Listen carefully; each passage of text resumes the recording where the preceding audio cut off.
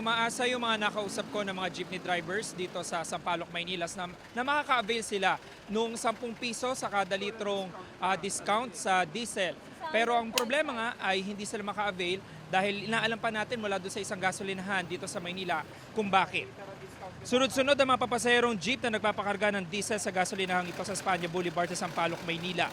Isa ito sa siyam na gasolinahan sa Metro Manila na tinukoy ng Department of Energy o DOE kung saan inisyal na pinatutupad ang 10 piso kada litro na subsidiya sa diesel para sa PUV drivers. Ang problema, hindi ito na-avail ng ilang jeepney driver ngayong umaga.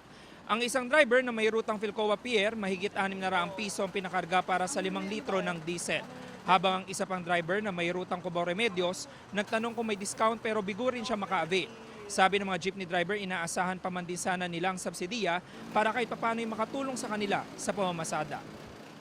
Malaking bagay yun. Dati sa 5 liters, 50 pesos yung titipid namin eh. Nakakadagdag sa kita namin yun. Malaki tulong po yun kasi kumakarga po kami ng 20 liters mahigit sa isang araw.